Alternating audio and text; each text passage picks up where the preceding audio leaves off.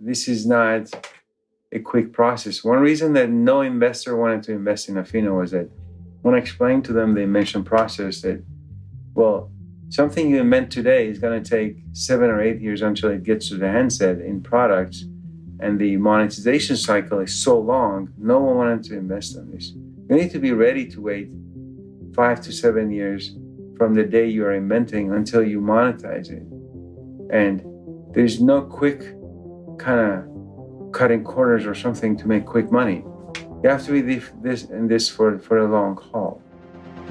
Clause 8 is part of IP Watchdog and sponsored by Harity, the go-to firm for the Patent 300 for patent preparation and prosecution. After you're done listening to this episode, don't forget to share it with others, and please leave a 5-star rating wherever you're listening now. And now here's your host, Eli Mazer. Today we're lucky to be joined by the founder and current CTO of Ofinno, Esmael, Dinan, and the CEO of Ofinno, Kavon Nasabzadeh. Kavon was also Ofinno's first in-house patent attorney. Ofinno develops, sells, and licenses standard-related technology patents. Good patent attorneys spend a lot of time thinking about how to obtain valuable patents. But, that rarely gets tested in the real world. Even if there's a litigation, and a lot of time gets settled for a lot of different reasons that have nothing to do with, the value or the quality of those individual patents.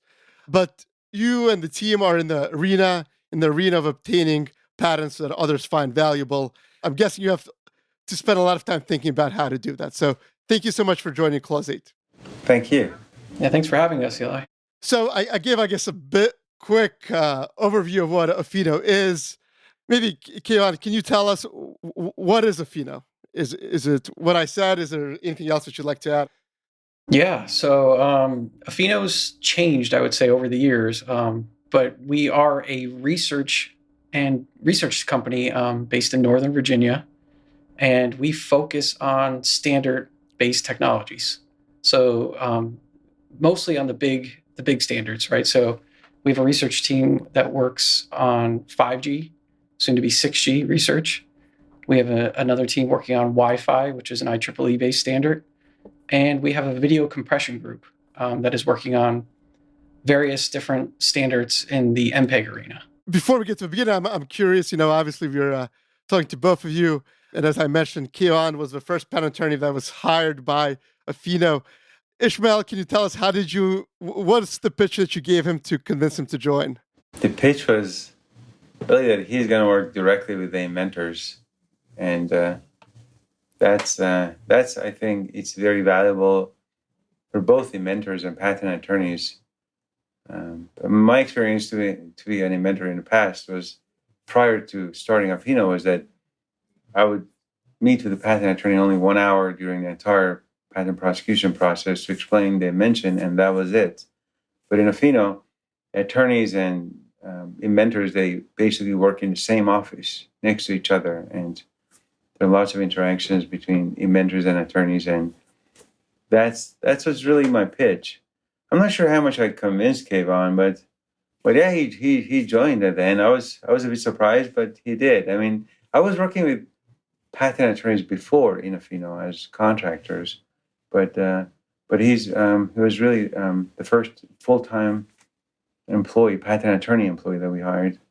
So, Kavon, you came from a big IP firm. Why did you join Ofinno? Is it for those reasons? And what was your vision for it? When you first joined? Working in a larger patent prosecution firm, I was at Stern Kessler in Washington D.C. for over 10 years, and I was really looking for a change of pace, so to say. At a law firm, you're more of a generalist, I would say, and going in-house, focusing on very specific technologies, that was enticing to me.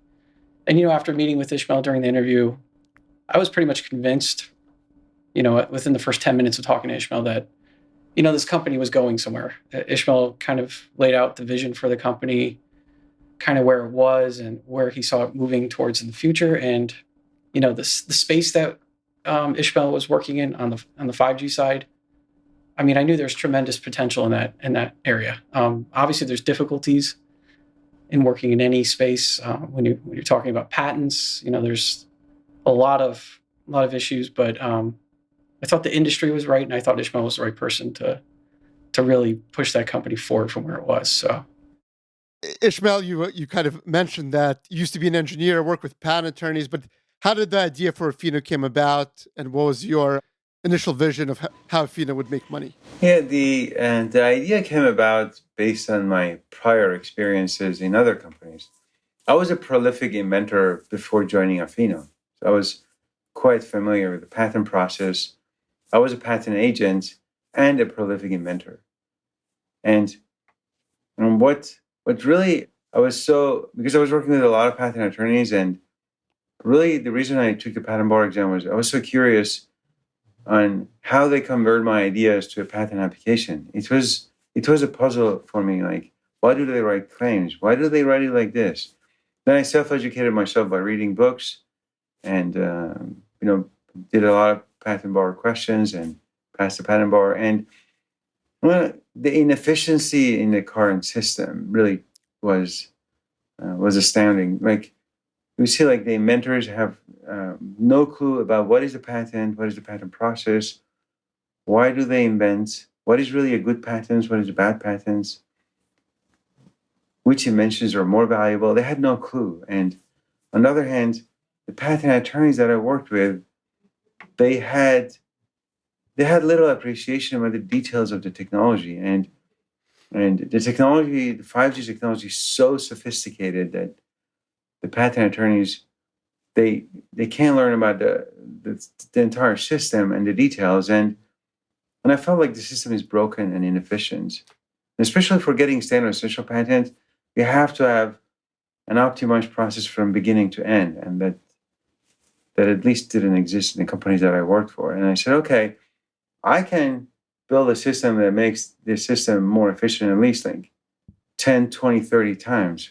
So why not? I said, okay, like, I'm going to start my own company, do R&D. And initially I prosecuted all of my patents myself for about 3 years before I worked with patent attorneys. And did you draft the applications I yourself? I drafted the patent applications. I was my own paralegal. I was filing them. I was going to patent office Wow. for every single application to interview with the examiner at that time. I would do in-person interview in the patent office. And I was doing my claim charts myself. And this was around 2011. Yeah, 2011. At that time, everything was in person. Then I messed up a lot until I really learned. And I learned a lot from patent attorneys like Kavon after I started working with them.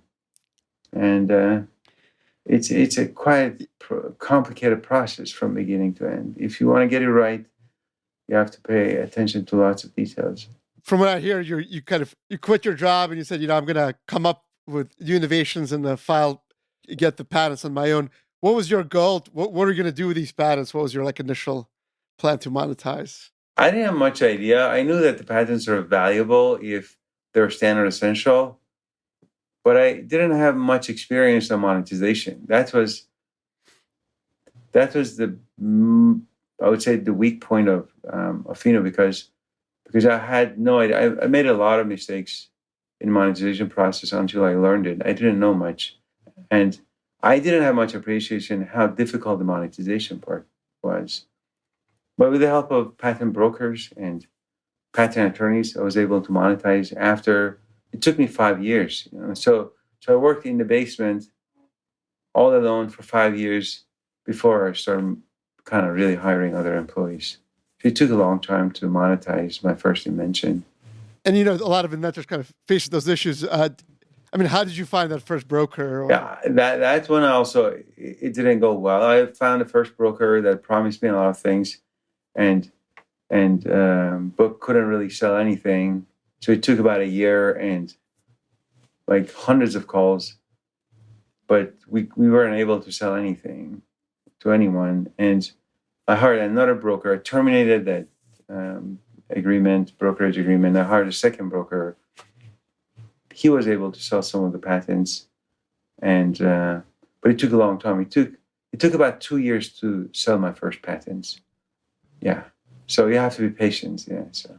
Yeah, I guess did that ever time you doubt? Well, maybe there isn't a market for these patents. Yeah, I almost quit. It was year 4.5 that I I started really stopped inventing and started doing consulting because I was going out of cash. Cash flow was negative. I spent all my savings. And I remember I was in San Francisco working as an expert witness for a jury trial just to make money because I needed to, fund my activities. That my broker called me and said, "Hey, Huawei is interested to purchase the patent you have on mobile payments," and that was an exciting moment.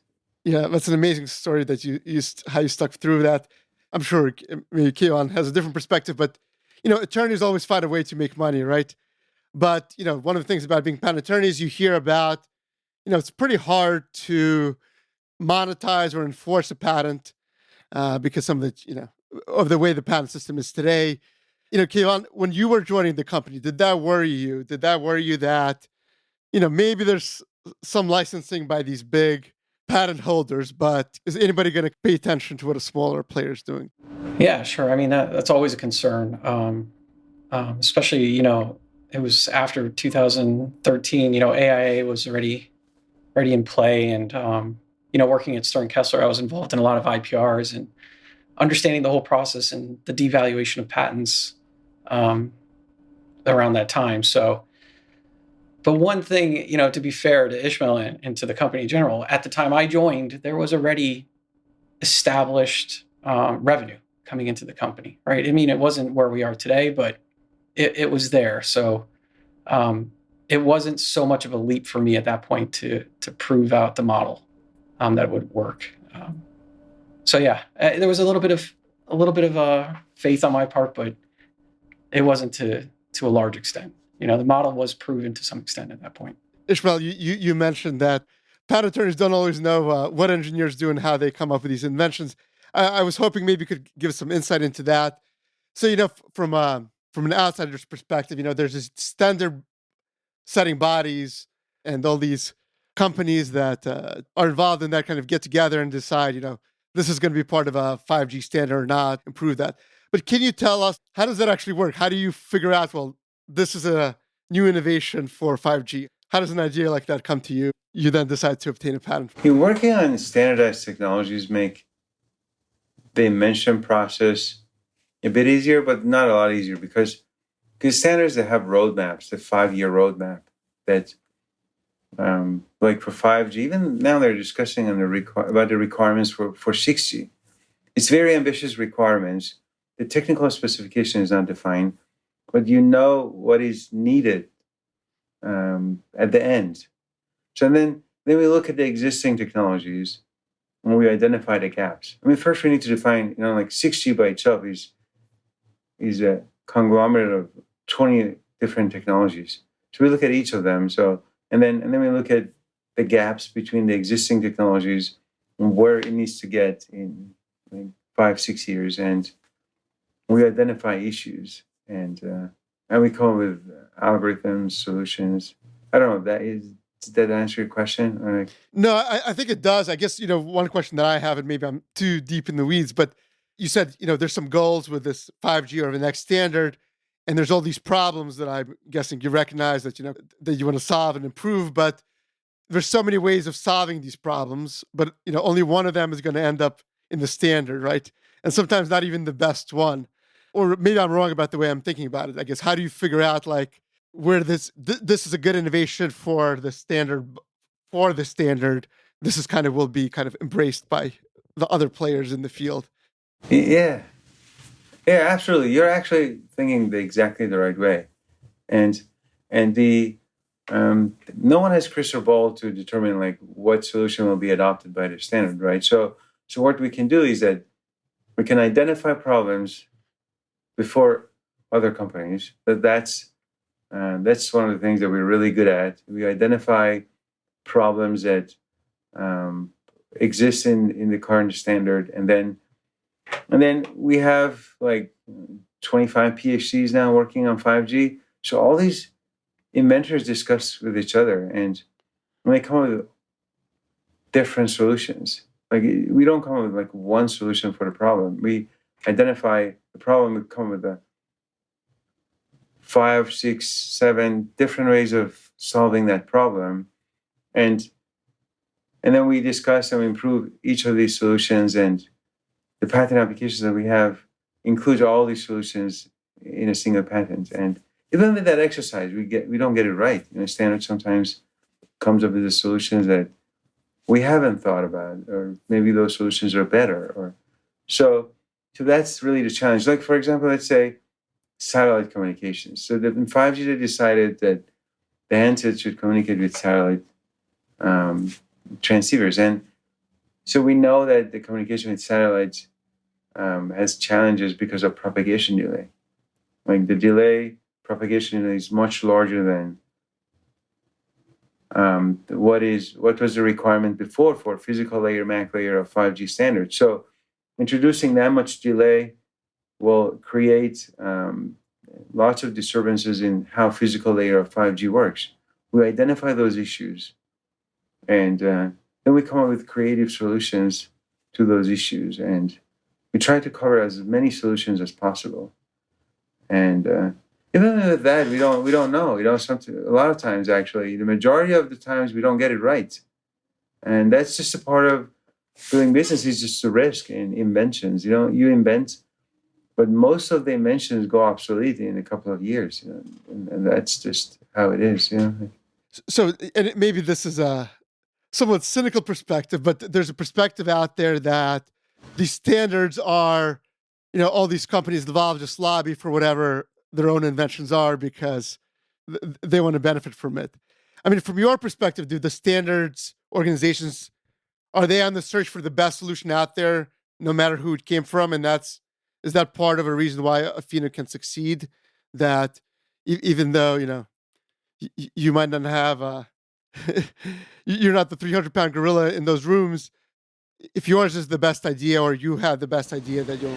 I mean, standards are like democracies, and they're politics, but you can't really convince people if your ideas are completely wrong, so if you identify a solution and to a true problem and the solution is good, people have to reject that idea in the standard organization if they have a convincing reason. So I really believe that, I am impressed how efficient standard organizations are. There are politics involved, and sometimes companies lobby for their ideas, but that's part of the standard process. That's a part of democracy. But the intention is to have a technology at the end that is efficient, is the most efficient possible.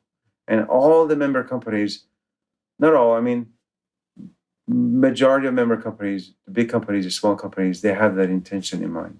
And it is the engineers there, and as you were one who kind of have that vision, who want the best technology out there, right? That's what they're thinking about. So that's what they're thinking about. It's important to remember. Yeah.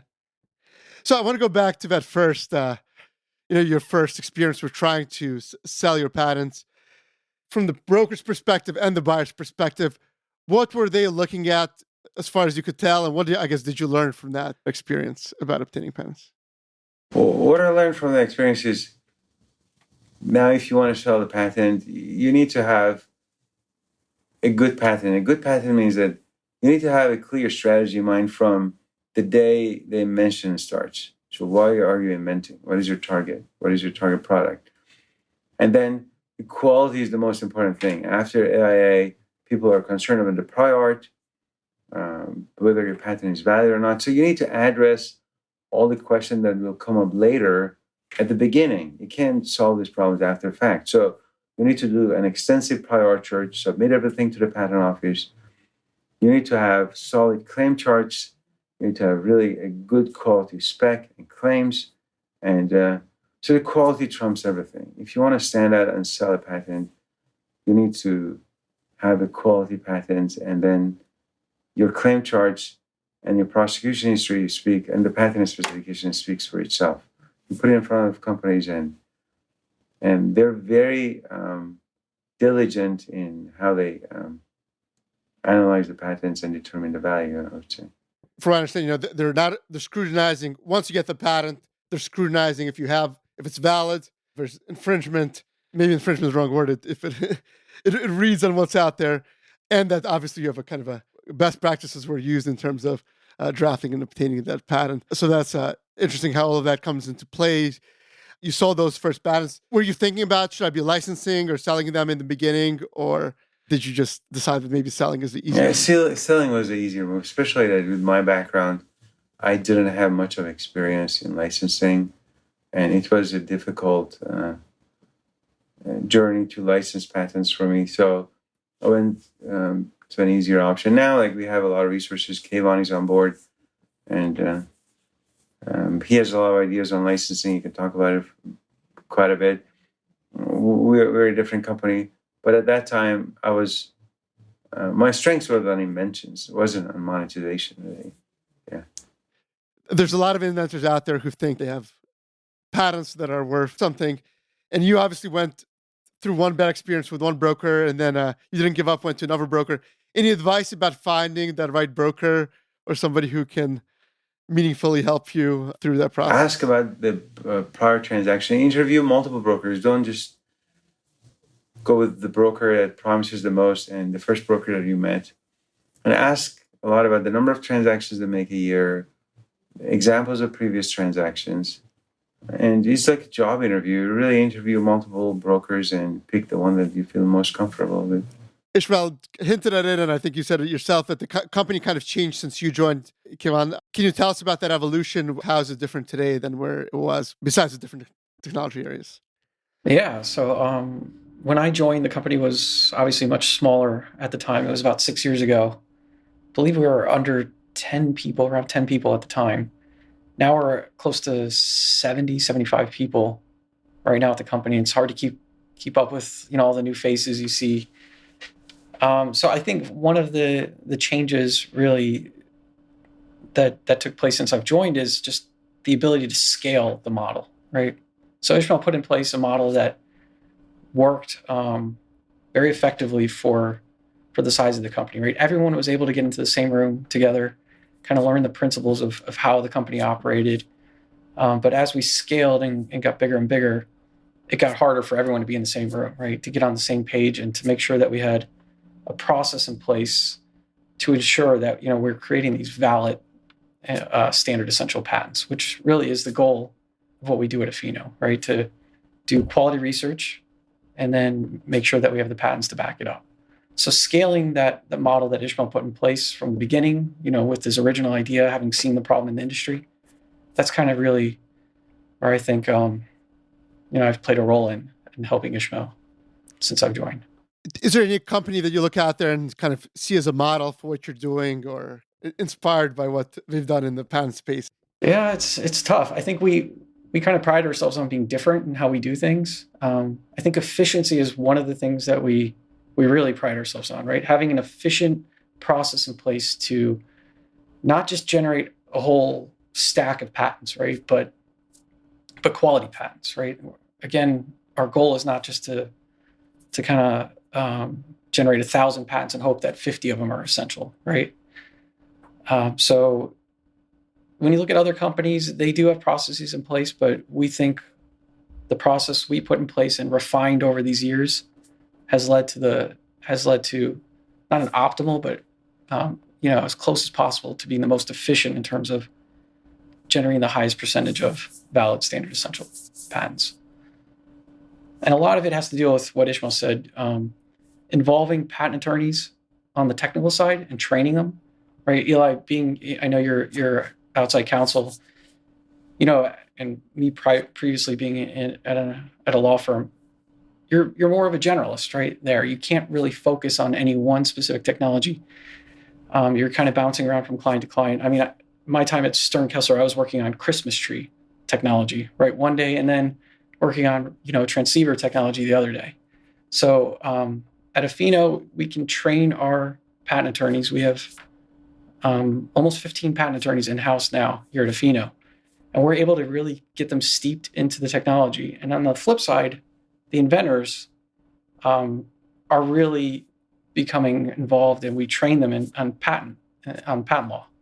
So both teams are really versed in each other's space, and the interaction between them is something that's controlled to a high degree based on the process we put in place here at Ofinno.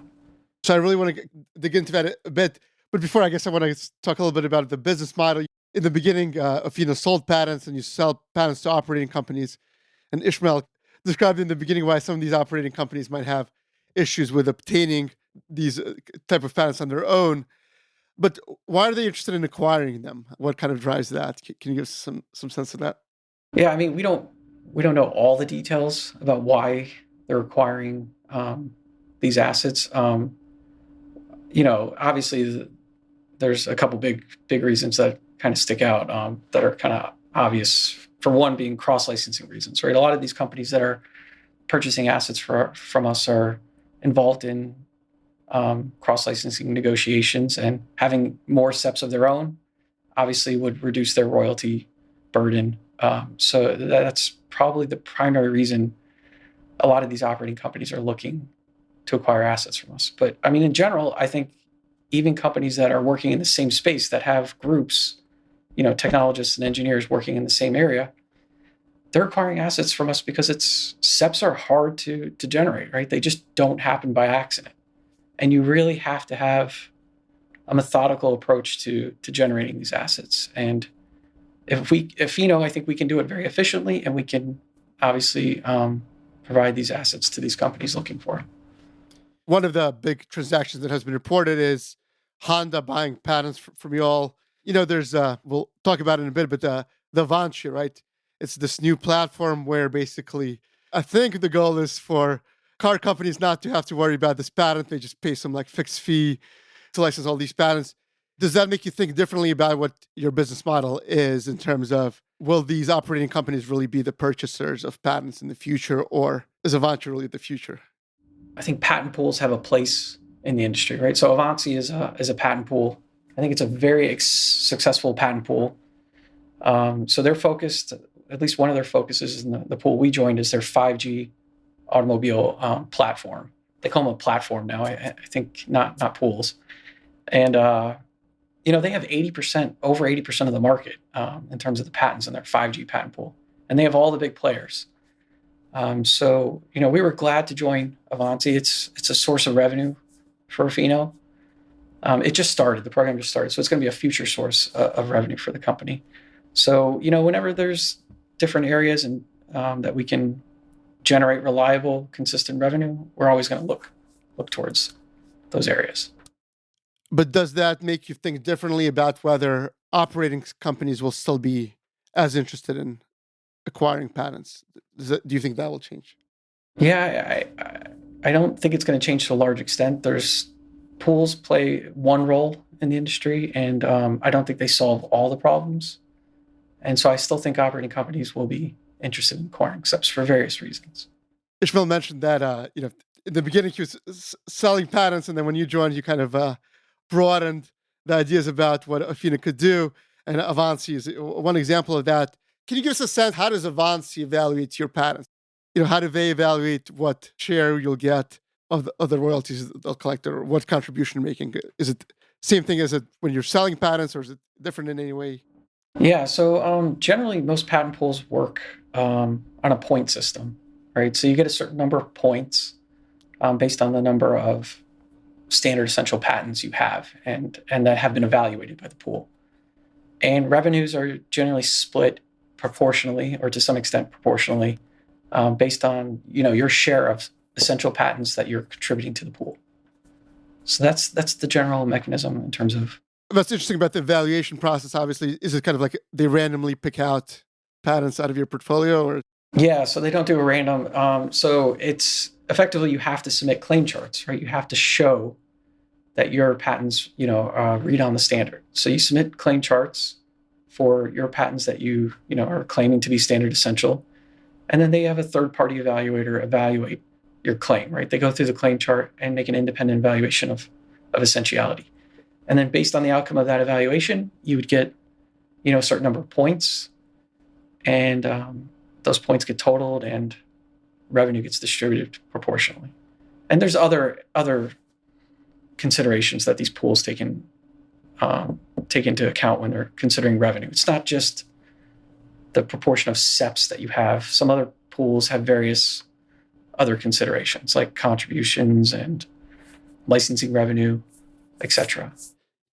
Do you think differently about what patents are valuable for licensing or a platform like Avanci versus patents that you would sell? Or in terms of obtaining the actual assets, is there anything that you think maybe focus on one more thing than the other? Does essentiality become a bigger issue than validity, and for example, or anything like that that you kind of think about? Or should you be filing more patents, splitting up the innovations into different patents, any stuff like that that kind of makes you think differently? Yeah, in terms of like validity versus essentiality, Yeah. here at Ofinno, again, quality is a huge point of emphasis here. So we do care about both to a large extent, validity and essentiality. And internally we have our own quality processes in place to kind of check for both of those, right, throughout the patent process. So that doesn't change.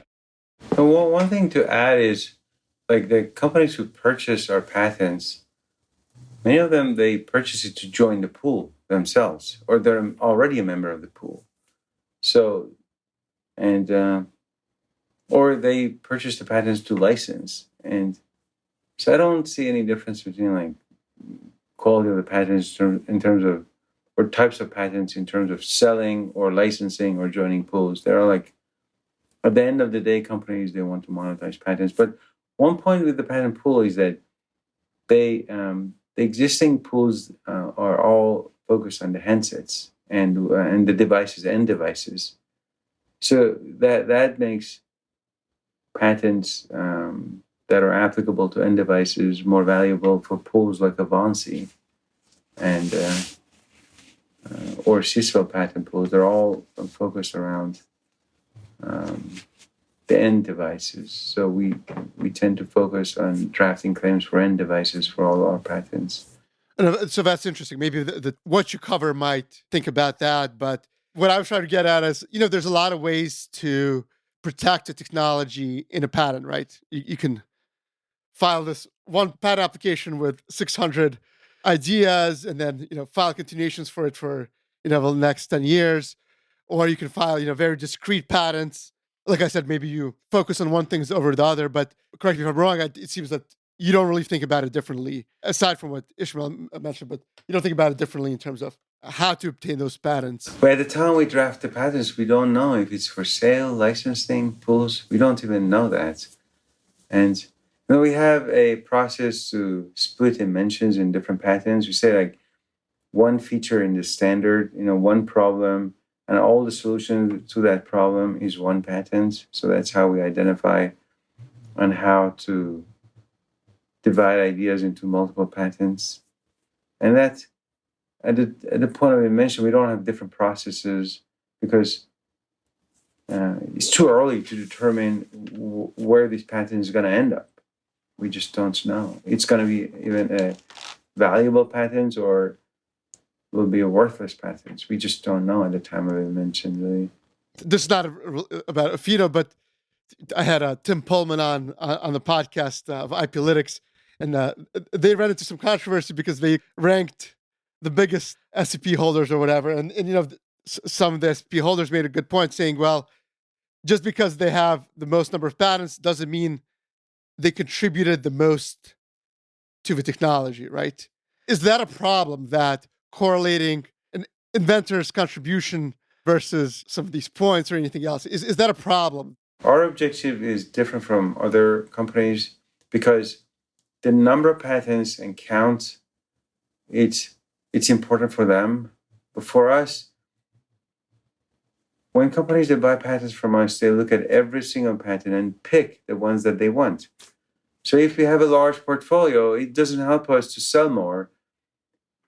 We need to look at every single invention. Okay, can we sell this invention to another company? Is it a valuable patent or not?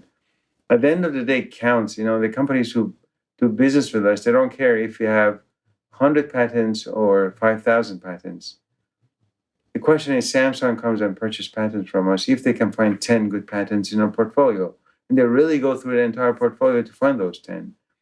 And so the count doesn't matter for us. But for other large organizations, the ranking in terms of number of patents and where they end up in the charts and the IPlytics database, and they all play a role for them, but for us is different. I don't know. So they may play the game to get to higher and higher numbers and file a lot of patents and then categorize their patents as, okay, these are just for us to get to a larger number, but these patents are really good patents. We're going to focus on those. But for us, it's different because every single patent is either it's a positive cash flow or a negative cash flow. If we can make money from it, that means that it's a good investment. If you can't make money from that single patent, it's a waste of money. The way you view it is each one of your patents, if it's going to be positive cash flow, is going to be scrutinized on its own. It's not going to be a basket of, well, here's 1,000 patents. No one purchased patents from us like that. Companies is different. The industry changed from 20 years ago when large portfolios were transacted. Now it's not like that. You don't see large transactions in terms of between operating companies. It's more of it small targeted transactions. The companies come in, they look at the portfolio, they pick patents that they like, and then they pay for it. Kavon, you mentioned that before you joined Ofinno, you worked with a lot of different technologies. You worked on IPRs after AIA. So I'm sure all of that gave you perspective. Is there anything else that I guess you kind of thought about how things should be different, apart from just working closely with inventors? Anything else was on top of your mind? The one other big thing that after joining Ofinno, or while joining Ofinno, was that, when we're drafting patents as outside counsel for a lot of these bigger companies, you're really focused on the inventor's invention at that time. But here at Ofinno, we have sort of a moving target with the standard, right? So we're not just trying to prosecute a patent that covers one solid idea that the inventor proposed at the beginning, right? We're trying to follow and track the standard and trying to amend the claims, not only to avoid the prior art during prosecution, but also to continue reading on the standard and to evolve with the standard. So I think that's one of the bigger things after joining Ofinno. Esmael, you mentioned that before, and I think I referenced it, is that you get a 1 hour with an attorney and they draft the application and go from there. I mean, you said you had contractors in the beginning and then you brought on Kavon, how did you make the decision about building a big team in-house? Did you consider saying, like, I want to have them at a law firm, but they all need to be focused on my stuff? How did you think about that? Like I had over 100 patents before joining up, 100 inventions. And no one sent me a single office action. I didn't know like office actions exist. I've never been on examiner's interviews as an inventor. I've never no one really talked to me about like the way I drafted disclosure, was it good or bad, or how they can enhance it. I didn't learn anything from attorneys directly when I invented in the past. But I wanted the inventors here more than the attorneys to learn from attorneys on how to invent, how they need to think about the inventions and drafting a patent application, and also attorneys. I wanted them to learn from the inventors.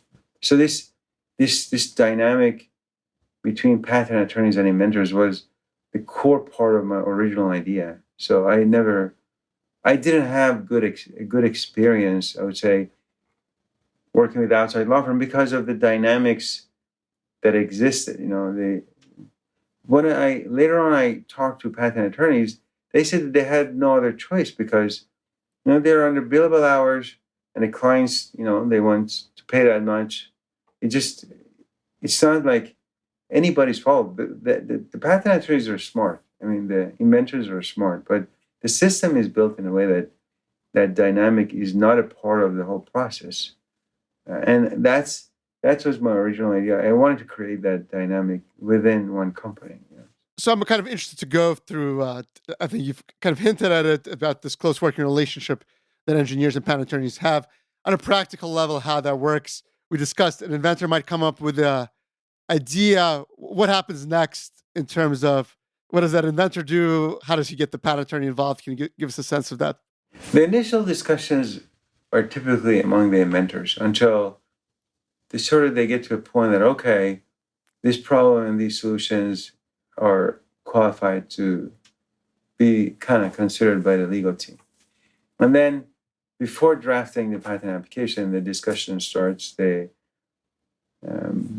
patent attorney provides feedback on all the drawings, on the disclosure. The inventors goes back and revisit everything they had, and from that point, really, there are lots of integration between the patent attorneys and the inventors, and the claims are drafted together. The inventor, patent attorney, they're in the same room. They draft the claims together, and so the whole drafting process is done together between the patent attorney and the inventor. The inventor writes something, sends it to the patent attorney, gets feedback, and then until the specification is ready for filing. And for claim charges, the same thing. There's so much interaction between the two. When we get an office action, the inventor receives it. On all examiners' interview, the inventor is present. And the whole process from the beginning to the end, there's so much integration that I haven't seen any other companies having even a similar process. Do you track, let's say, how long does it take for us to prepare a patent application? We don't track it. We don't track it at all. We don't track the number of hours you spend on a case. I mean, I tell attorneys, spend as much time you need it. We don't have like an hour tracking system, nothing. We're like a research lab.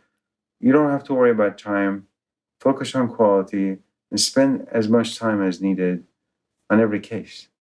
I think one thing we learned too over the years is that the inventor's time is very valuable, right? So we're not trying to just use their time like 100% on patent prosecution and obtaining these patents, right? We have to be very kind of smart in terms of how we use their time, because their time is obviously more valuable coming up with new inventions and solving problems in the standard. So, and that's especially true in if you go outside the 3GPP area into video compression.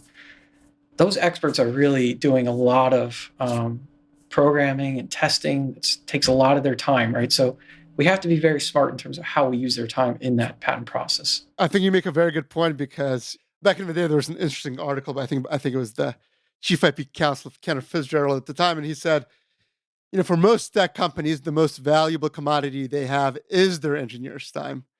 And they actually want their patent attorneys to bother them as little as possible.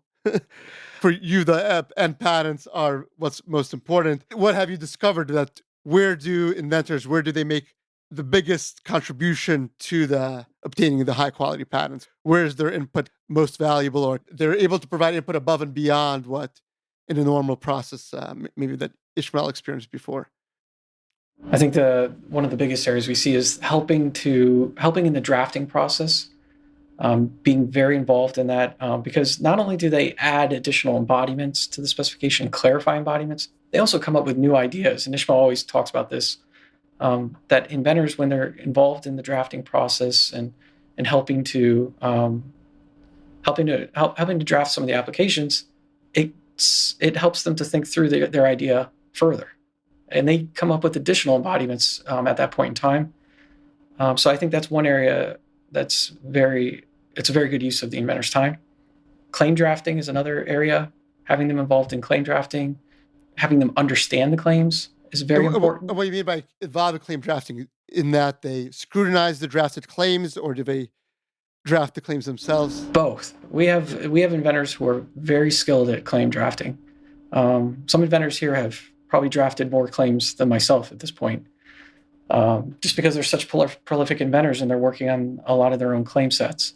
But having them understand claim terminology, claim language, really helps with the prosecution process down the road. Right? When you get an office action, they understand the nuances of what's in the claim and what's not in the claim. Right? Arguing differences in the claim and not things that aren't in the claim. And then just updating the claims when the standard evolves, or when the standard changes, or based on prior art that comes up during the prosecution process. So that involvement and that level of knowledge on the inventor's parts in terms of the patent process has been very important.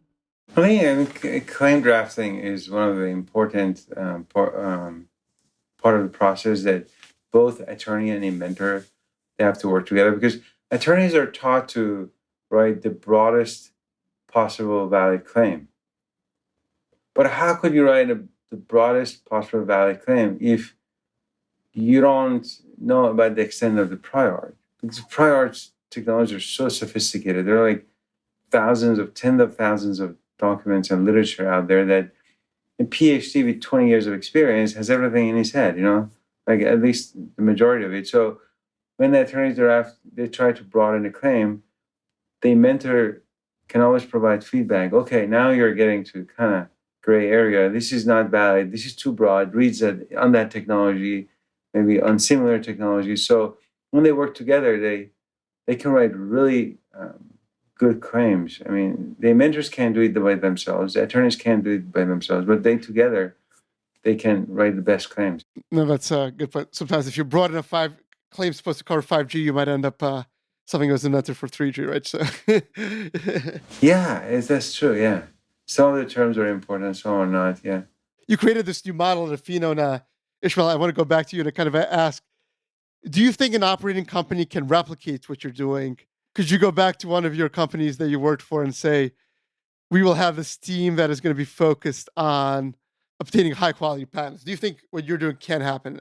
They can't do it because it requires so much change in the way they operate that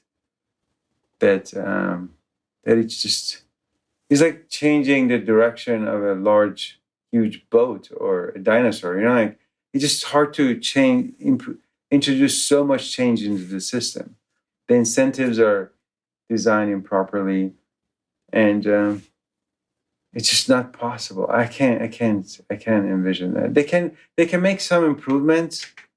That's possible. Maybe I would say, I would rephrase it. It would take a long time to do that because you can't introduce that much change instantly, but they can start by making incremental changes that are easier and over a long time get to where we are. That's possible. Start training the inventors and just slowly changing the process. Because you mentioned Samsung, an idea that just came up to my head. Samsung gets a lot of patents, and I'm guessing maybe they're not as good as the Ofinno patents. Samsung might say, well, let me just buy Ofinno for a few $1 billion, and we'll have our own team focused on obtaining those high quality patents, but to be like an independent entity. Do you think something like that could work, where you have like an independent group within a company that's just obtaining patents? Yeah, it's what large companies do. They acquire smaller, more efficient companies to grow. And that's a possibility sometimes in the future. We have been approached by those kind of ideas. We haven't done that because I think we're at a kind of rapid growth mode now. It's just not the right time. I think we can prove a lot more value to the industry before that happens. So that's why we're taking our time. Makes sense. Kavon, you mentioned when I asked you a chance to describe what Ofinno is, you really focused on the research and the development piece of it. There might be somebody listening to this, a cynic might say that, what they're doing is they're kind of just taking advantage of the way the standard essential patent system works. They're trying to get some patents to cover stuff that's going to be in the standard and trying to make money off that. Is there any truth to that? And then can you explain if that's not the case? I mean, what is the role that Ofinno plays in terms of helping innovation that your inventors come up with actually ending up in the smartphone or in a car out there? How does that kind of work? Yeah, I mean, you could just look at our customer base, right? We work with, I don't know how many different innovative operating companies. They're looking to us to acquire, these standard essential patents that they need to continue their business, right? To continue innovating in their space. So we're playing a role in the industry if you just look at who we're working with on the patent sales side. And I can tell you one thing. We, on our video compression side, for example, we just invested in a cluster, our own private cluster. That was a huge expense. Our inventors are improving, the current standard, which is, they're working right now on the standard beyond VVC, which is something called enhanced compression beyond VVC. And, we just had one contribution that we made, I think it was about three months ago, that improved the compression gain by over 1% from one of our inventors, right? And the amount of research involved in that was extensive. I mean, it was very extensive. And at the time, we were using actually cloud services. We spent over, I could share this. We spent over $500,000 simulating the tests needed to prove that concept and get it introduced into the standard, and hopefully very soon implemented in devices. So I would say it's just not the case, right? Ofinno is contributing. Our inventors are experts in the field, and we see our contribution in many different forms. Putting Ofinno to the side for a second, if you could do that, are there any flaws that you see in the way kind of a standard essential patents system works, or maybe there aren't, or I think Esmael said it works pretty well? Yeah, nothing's perfect, obviously. There's always going to be inefficiencies in the system, and there's a reason why I think there's legislation in Europe right now being introduced, whether it's good or bad. There's a lot of inefficiencies, right? And I think that legislation's aimed at improving on those inefficiencies. I think transparency is an issue in this industry in general. So yeah, there's obviously room for improvement, and no system is perfect. And you mean transparency in terms of pricing or pricing? Yeah, all sorts of transparency, pricing included. Okay. For the record, there is a lot of controversy about those proposals, whether they're good or bad. A lot of people, I guess, who are in the innovation business are not happy with those proposals, but I guess we'll see what happens with that. I'm sure some people are going to be listening to this and they're going to be like, wow, that's a great idea. They proved it can work. I should do that. Maybe an engineer. I mean, what advice would you give them? Esmael, if you want to tackle that first. Well, we had people who left Ofinno to start a similar business. So I would say that when you look at it from outside, you see, oh, you're generating inventions and patents and you're selling them. I can do the same thing. If you want to do the same thing, my advice is focus on quality. Like, people who purchase patents, they're concerned about prior art. They're concerned about the quality of your claim, the quality of the specification, the quality of your claim charts. Think about all those from the beginning. Do an extensive prior art search, submit everything to patent offices, and if you don't know how to prosecute it, get really good prosecution attorneys that you can work with, and then the other advice I have: this is not a quick process. One reason that no investor wanted to invest in Ofinno was that when I explained to them the invention process, that, well, something you invent today is going to take 7 or 8 years until it gets to the handset in products, and the monetization cycle is so long, no one wanted to invest in this. You need to be ready to wait 5 to 7 years from the day you are inventing until you monetize it. And there's no quick kind of cutting corners or something to make quick money. You have to be this for a long haul and be ready for it. So. No, that's great advice. I think a theme is there's no shortcuts to obtaining. You need to invest in the innovation, invest in obtaining high quality patents, and then kind of invest in waiting that out. Kavon, you have a little bit of an outside perspective. Is there anything about what qualities does an engineer need to have, make a go at this and be successful, or maybe even a patent attorney out there who thinks they're an engineer? Yeah, I think Esmael touched on the big points. I think the monetization timeline is extremely long, right? And that's something you have to be aware of when you try to set out on your own. Also, inventing, in a vacuum without other inventors to kind of bounce ideas off of, especially initially early on in this company that you're trying to establish, it's difficult, right? Our inventors are constantly in rooms together, having offline idea discussions, online idea discussions. And without that constant interaction, it's very hard to kind of refine the idea and get the idea right to begin with. So that's probably my 2 points on that side. Very interesting. What I want to kind of end with is people will be hearing it, will kind of get a sense of this. It seems like you have a very great relationship. Obviously, Kavon joined as the first full-time patent attorney. Now he's the CEO. And Esmael talked about how he's contributed.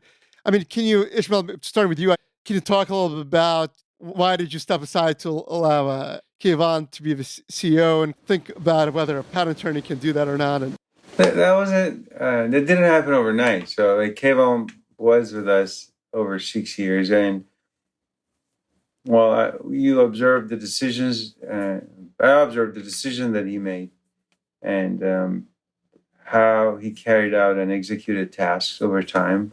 He was a senior patent attorney, then became director of 5G portfolio, and then became chief IP counsel, and then became CEO. So it was a process. Like give assignments.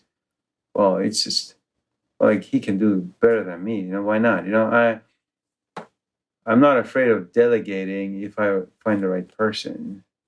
But I'm really strong in inventing and analyzing the technologies, and in other areas, I was gifted to find really people that are more qualified than I am, and I can trust them. So I just delegated. That was kind of. If you work with Kavon, you would see that this is a no-brainer to make that decision. He's so good. He's so good.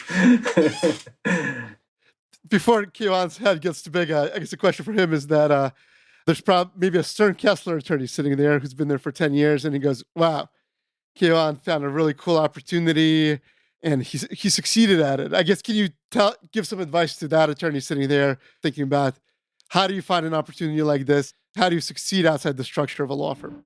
Yeah, I mean, so in-house is different from a law firm setting, right? It's a different skill set when you're moving up in terms of a leadership role, right? I mean, there's partners in law firms, and they obviously play an important role in terms of leadership.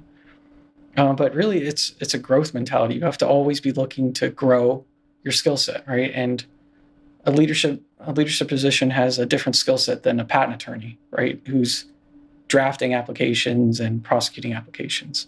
And so you have to have a willingness to constantly learn and grow in terms of that skill set. But one thing working with Ismael, Ismael has been great as a mentor in that space, and I've taken a lot of my experiences from working with Ismael closely over these past 6 years. So having a mentor is also very important in succeeding in any setting. Any big lessons you've learned since you joined Ofinno in terms of how to succeed? Yeah, I think employees come first, right? You want your employees to be happy, and that's what really makes a successful company. Having the right employees, and also making sure you're helping them to succeed, right? You're not putting roadblocks in front of them. And I think that's something that we try to do here at Ofinno. We really try to make this an environment where everyone can succeed if they choose to do so. Great advice, and I'm sure what makes it a great place to work. Ismael mentioned you're on a growth trajectory, so I kind of want to get a sense of where you think that will go in 10 or 20 years. What is your dream for Ofinno? Kavon, you go first, and then Ismael. Yeah, I mean, I can't imagine it growing much faster than we have been, right? I mean, so it was around 10 people when I started 6 years ago, and now we're pushing close to 80, right? So, I mean, that's 8 times growth in 6 years. So, but the sky's the limit, right? As far as our revenue will take us and the model will take us, I think we're willing to grow. And we have plans in place for future growth, and it's just a matter of executing to get to the point where we can sustain that growth at this point. You want to give any preview of what those plans are? World domination. Yeah. We're trying to take over the world. Ismael, how about yourself? Yeah, as an inventor, my dream was to have one of the largest technology research labs in the world. So we started with 4G and 5G, and now 6G. We added next generation Wi-Fi. We added video compression team, and then there are other technologies that we want to really tap in. Semiconductor technologies, going to AI. We already started, developing algorithms based on AI. So I wanted to have one of the largest technology labs in the world that really invents technologies that people are using every day, and see the impact of those contributions. So we're going to grow at a steady pace. That's a plan, like 25 to 30% a year. That's a sustainable growth, unless we acquire other companies. And on the monetization side, I think to grow, we need to start a licensing program for the company, and that's what we are working on. And it's interesting because now some companies are approaching us and telling us, okay, they want to license our portfolio. What are our models, or what are pricing information? And we hope that we can start a sustainable licensing business model that can support and provide funding for the research. So in 5 to 10 years, I would see the research lab growing 4 to 5 times, and also the business model switching to a sort of a mostly focused on licensing, bringing revenue based on licensing. That's very interesting, and it beats hoping the broker will find someone for you. So it's interesting to see that evolution in a relatively very short time. So it's amazing what you've done. So thank you so much for joining Clause 8. Thanks, Eli. Thanks for having us. Thank you. Thank you for having us. It was a pleasure. Thank you for listening to Clause 8, the voice of IP. If you enjoyed this episode, please share it with others and leave a 5-star rating in your favorite podcatcher. We'd also like to thank Harity & Harity LLP for their generous support. For more information, visit voiceofip.com. And don't forget to check out our full archive of past episodes. Clause 8 is a Brouhaha audio production. Thanks for listening, and we'll see you next time.